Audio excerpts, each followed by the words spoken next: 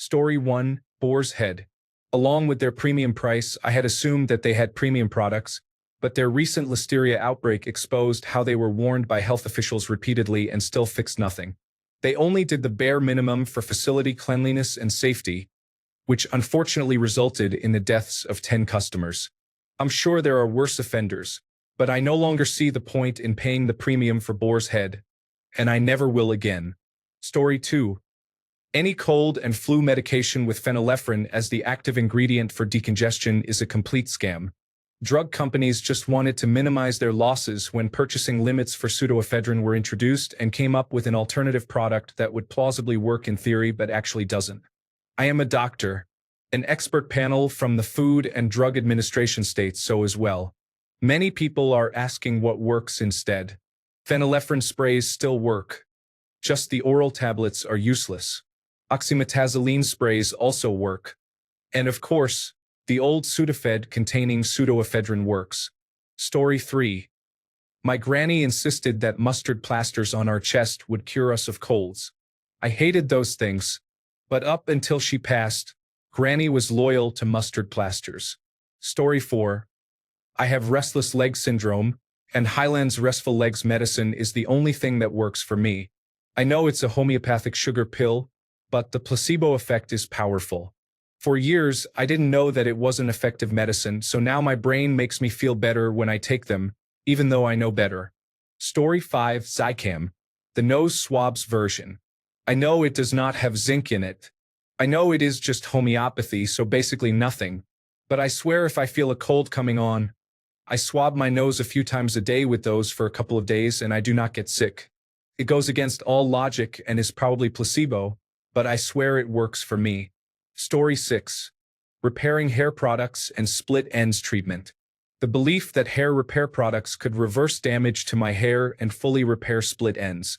I spent so much money on inadequate products and even recommended them to some people. I know better now and it shows. The repairing hair product marketing is designed to create a cycle of dependency. It thrives on the illusion of fixing the problem, but it's really just a temporary solution. The best approach is prevention, scalp care, regular trims, and accepting that no product can reverse true damage or split ends. A bit like whitening toothpaste, it can remove surface stains, but too much of it also breaks down the enamel. Story 7, Vitamin E. All those years we reveled over the amazing healing properties of spreading vitamin E oil over our cuts and burns, and it turns out it was the oil, not the vitamin E, that was aiding in healing by the simple expedient of closing the wound off from exposure to the air. We could have gotten the same result with honey. Story 8. I bought Scanpan pans because they were coated in ceramic titanium instead of Teflon. They say right on the bottom, no perfluorooctanoic acid or perfluoroalkyl and polyfluoroalkyl substances. But they still use polytetrafluoroethylene, which is Teflon. You still need to care for the coating, or it wears off and the pan loses its non-stick properties. They have a lifetime warranty, but they give you a runaround before finally agreeing to replace the pan, and then you have to pay to ship back the old pan. They stopped calling the coating titanium, and now it's a brand name Stratanium, which is a made-up marketing word. Story 9. This is your semi-regular reminder that snake oil, the actual product derived from Chinese water snakes, was an effective folk remedy for arthritis or joint pain. The term acquired its reputation as fraudulent products sold by swindlers because the snake oil they were selling was both proclaimed to be a cure-all for a wide series of maladies and largely fake. Either not made from the same snakes or containing no products derived from any kind of snake or adulterated products. Snake oil became snake oil because there was a real snake oil product that worked for what it was supposed to do, leading people to rush to make fake versions to profit. Story 10. My wife's family puts Vaseline on kids when they get a bump. They say it prevents bruising. I'll be honest, I know there is no way this works and that it was probably a way to get a kid to stop crying like 80 years ago, but not gonna lie, my kids haven't gotten a bruise from any of the big bumps they've taken that have been Vaselined. So I know it's snake oil, but I've seen zero evidence that it doesn't work. Story 11. Box Rescue Remedy, plus those little homeopathic dissolving sugar tablets that supposedly dry up a runny nose. Devastating because now that I know the placebo effect no longer works. Story 12. I was raised in the 1980s, And that is still imprinted on my brain when it comes to what comprises a healthy diet, especially around the whole grain breads and cereals. They used to label everything as part of a nutritious breakfast because the cereal was whole grain with milk and orange juice. Plus, I also believe that fat is bad. All fats. That's incorrect. I know, but I grew up not knowing any different. Story 13. Not me, but way too many people, especially Germans, dedicated antivirus software. Most Germans in a recent poll answered that antivirus software is the #1 thing that protects them on the internet, which is incorrect at best and actively harmful at worst. The best ways to protect yourself are using an ad blocker, enabling multi-factor authentication wherever possible, not reusing passwords, e.g., by using a password manager, and only using up-to-date software to access the internet. Antivirus software only protects in really rare, special cases like actively downloading cracked software from shady websites, which normal internet users wouldn't do anyway, much less if ad blockers prevent pages from shoving banners to malicious links in your face. On top of that, popular providers like Avast actively sell your data to advertising companies. Thanks for that. Story 14. Those vitamin C drinks like Airborne and Emergency and so on. There's this myth that they help boost your immune system if you're sick and make you better faster, when there is no evidence for this whatsoever. All they do is turn a glass of water into poorly flavored sugar water when you're better off drinking a glass of orange juice and having a side of broccoli with your dinner. Story 15. Head on. Apply directly to the forehead. Head on. Apply directly to the forehead. Head on. Apply directly to the forehead. Head on. Apply directly to the forehead. Head on. Apply directly to the forehead. Story 16. Yakult, you know that drink that supposedly has good gut bacteria in it? I swear it helped me, but apparently there's no scientific evidence that the bacteria does anything, and it's extremely high in sugar. Currently off the stuff. Without getting into details, I think it got worse. I will introduce it later again to see if it does something. I will do my own study. Story 17. Non-fluoridated toothpaste. I am definitely in the back to the land, hairy hippie, let's make a commune kind of social group, and there are 1,000 examples of snake oil marketed to such people. And to people who think those individuals are cool and try to consume the products they perceive as being those that would be chosen by the hippie. Mostly it's that, but anyways, around age 30, I started to notice serious dental issues. I'll probably need 4 or 5 implants within the next 5 to 10 years. I didn't have any exposure to fluoride for about 13 years, so it takes a long while before you receive your consequences. Story 18.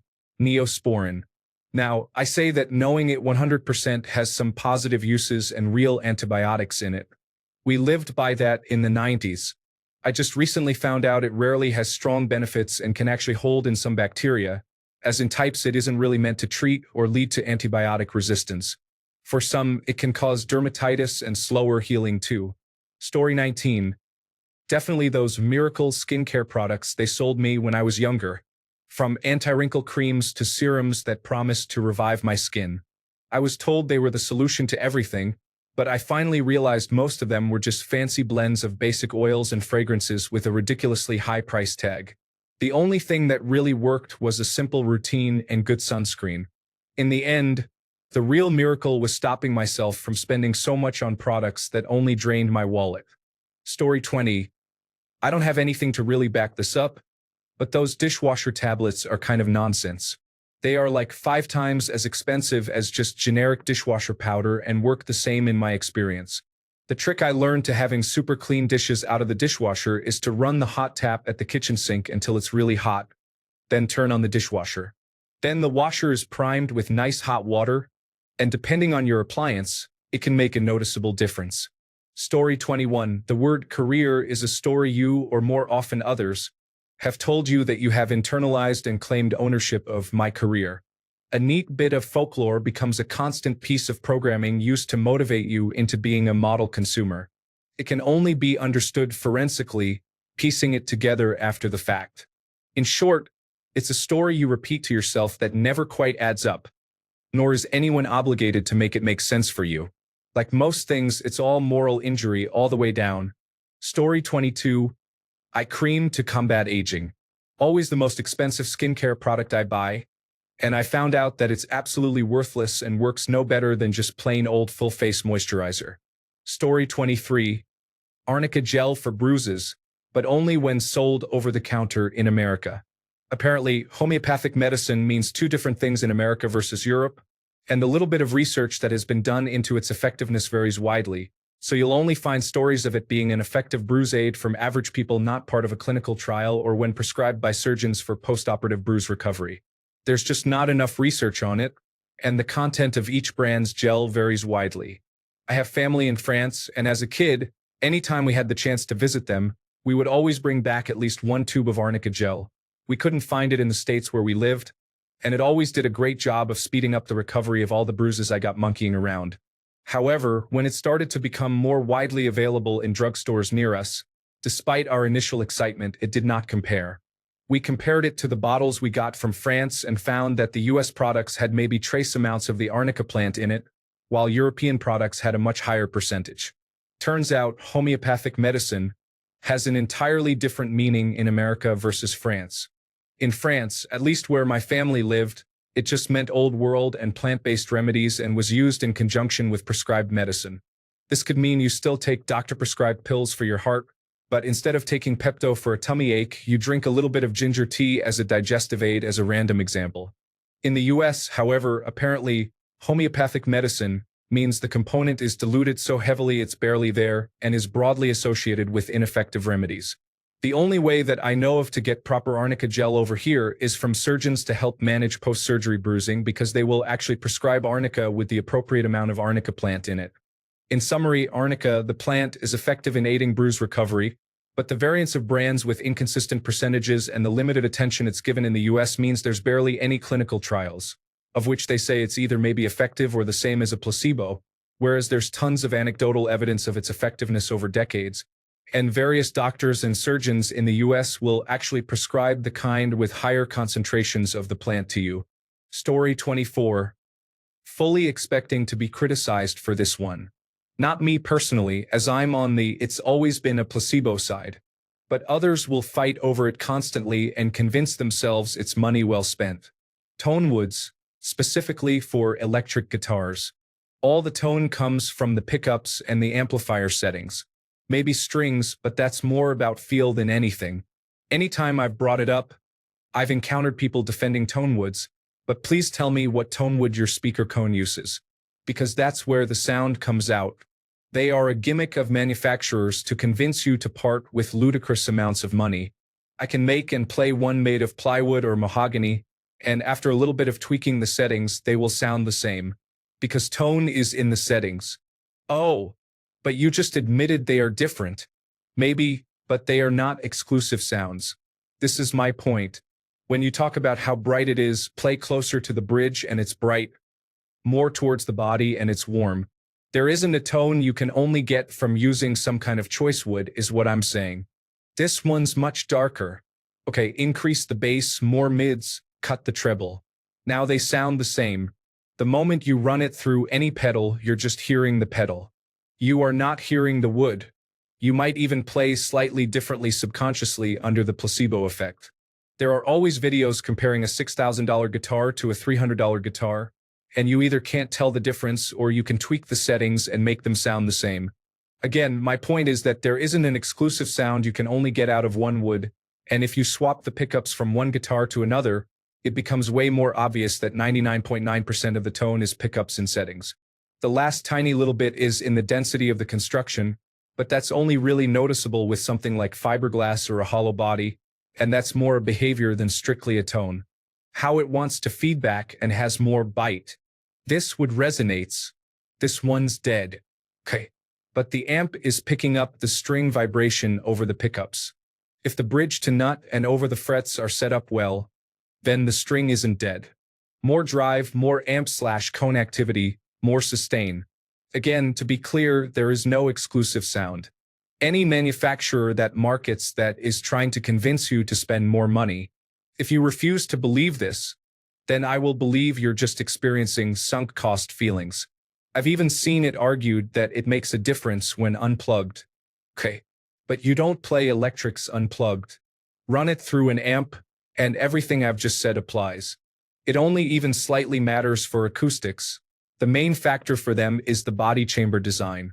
Oh, and while I'm at it, down and up picking are exactly the same sound.